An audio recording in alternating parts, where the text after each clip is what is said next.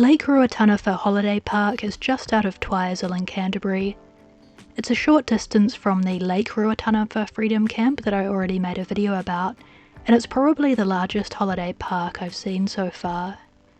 I probably wouldn't go back to this one because it was overpriced for the facilities they provide. Reviews for this campsite are mixed, with some people loving it and others hating it. Lake Ruataniwha is a lovely lake to enjoy summer, but as a person with a certified self-contained vehicle, I can camp at the nearby Lake Ruataniwha Freedom Camp for free and enjoy the lake there. So I think it's mainly worth staying here if you don't have a certified self-contained vehicle, such as families staying in tents, or if you want to stay long term, because freedom camps only allow 3 nights maximum. I stayed in October, which is springtime in New Zealand, and they charged me $20 per night for a single person on an unpowered site. There's no discount for New Zealand Motor Caravan Association members at this holiday park. The unpowered section does not have designated sites, and there are no water taps near each site or near the unpowered section. You have to fill up your caravan with water as you drive in, either at the tap near the gate or the toilet blocks have a tap outside for filling up water tanks. It's rare in New Zealand to see a holiday park that offers sites that aren't within hose length from a tap. The main advantage of staying in a holiday park over a freedom camp or New Zealand Motor Caravan Association park is that holiday parks normally provide water taps near each site. The unpowered section is for tents, campervans and caravans. Usually holiday parks have sites drawn out for the caravans and campervans and another section for tents, but this park just provides an open large space for campers to just choose a space wherever they can find one.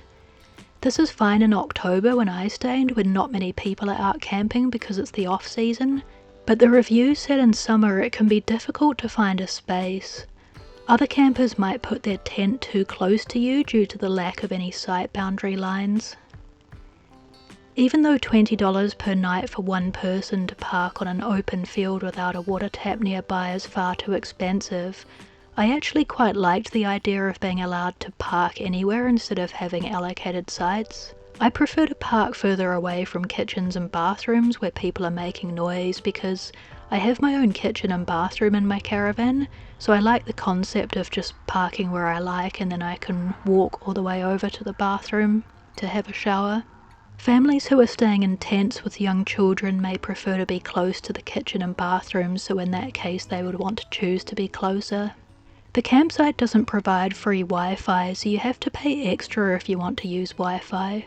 When I stayed at the Lake Tekapo Lake's Edge Holiday Park a week earlier, I paid only a few dollars more per night for my unpowered site, but I got free Wi-Fi, a view of Lake Tekapo, and the facilities were new, so this park felt overpriced in comparison for a similar price. Also, those who paid extra for the Wi-Fi said it was quite slow.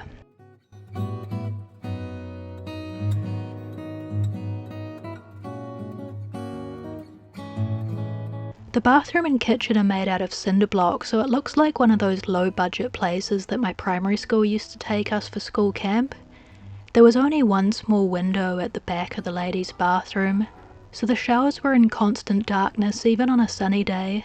The showers are free and they're not timed, which is great. There are no power points in the bathroom, so I wasn't able to blow dry my hair. That was a major downside as it was cold outside in the mornings when I stayed here. As one person said in the reviews, the showers lose pressure after you get in. If someone gets into the shower next to you, the water pressure suddenly dips down and it can be quite hard to wash your hair.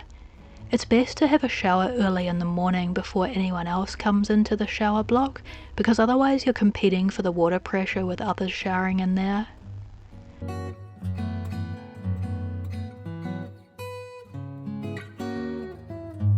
There were only 2 washing machines and 1 dryer for the large number of campers staying here. The kitchen was clean and well maintained, despite being old and tired. I really liked the gas fireplace in the kitchen. This region is very cold in the mornings in October when I stayed, so it was nice to have a gas heater when I washed my dishes in the morning. The kitchen was crowded with people cooking breakfast because it's quite a small kitchen and there are a lot of people staying in tents here without their own caravan kitchens.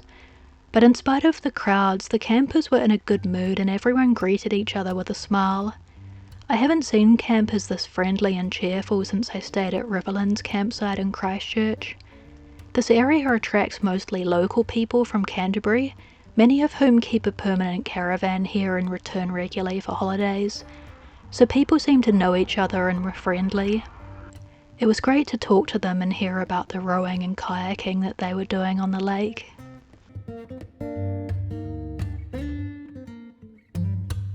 The holiday park is quite rough looking.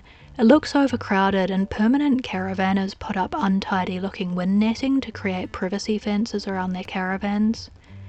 Rubbish bins are just old metal containers left randomly around the camp. Some of the negative reviews said the campsite looked like a homeless shelter. The reception people were quite unwelcoming when I checked in.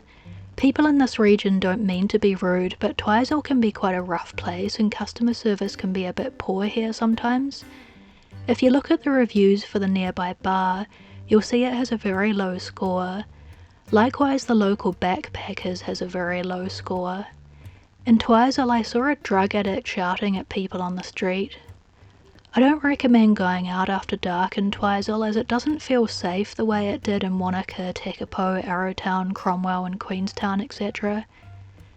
If you're looking for an exciting nightlife on your holiday, I just don't think that Twizel's the right place for that, but it is good for a family holiday park.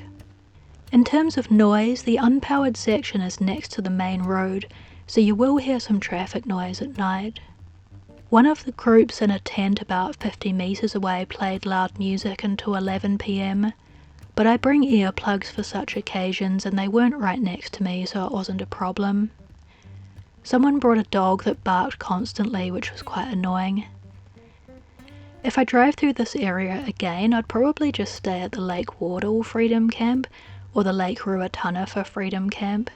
This holiday park didn't provide me with anything that the Freedom Camps didn't, but for people who don't have a certified self-contained vehicle, such as families staying in tents, then this would be a great choice for them. Happy travels! Bye!